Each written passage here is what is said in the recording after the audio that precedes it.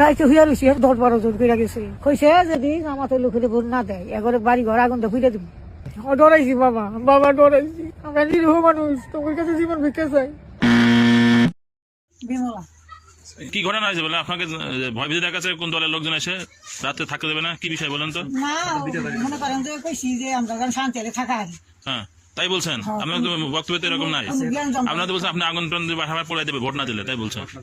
এখন হেরা যদি মানে দেয় আমি তো পাবো। আর ভাই আপনি বক্তব্য রাখছেন, আপনার তো ভিডিও ফুটেজ আছে, ভিডিও বক্তব্য, এই বক্তব্য আপনি দেখছেন তো, কারা ভয় দেখাচ্ছে? তুমি এই যে অস্থিরতা সৃষ্টি করা দেশে, আমার মাথা মেন্টাল, তুমি মাথা মেন্টাল তো এখন হয় যে এখন কি অবস্থাটা হয়ে গেছে তো সবাই জানে, এখন তো অবস্থা খারাপ হয়ে যাবো। তুমি আসলে আমাদের গ্রামে তো অনেক লোকজন আছে, তুমি না জানে এককভাবে কি কথাটা কিসের জন্য বললা? তোমার কি এই কথাটা কে বলছে? না কেউ বলে নাই, তাহলে তুমি যে বললা কিসের জন্য বললা? রাতে বেলায় আসছে কেউ এসে ভয় দেখাচ্ছে ভোট দেওয়ার জন্য? তো ওই যে মহিলা বলছে যে তার বাড়ি ঘর আগুন ধরে দেবে। এই মহিলা শোনেন, এই মহিলাটা সারা গ্রামটা নষ্ট করে। এই মহিলা খালি মিশা কথা চারিদিকে খালি মানুষের হাতে বোঝায়।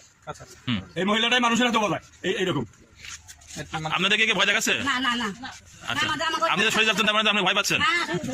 এই মহিলা যে কথা বলছে, এরকম কোন দল যারা নির্বাচন করছে, এরকম কোন দলের লোক দিনে হোক রাতে হোক এসে কি বলছে যে আপনারা ভোট না দিলে আমাদের থাকতে পারবেন না, বাড়ি ঘর আগুন দিয়ে দেবো? আপনাদের বলছে? কেউ বলে নাই? যদি এ ধরনের কোনো কিছু হয়, এ ধরনের কোনো কিছু বলে দ্রুত আমাদের জানাবেন, ঠিক আছে? তো ওই মহিলাটা বলছে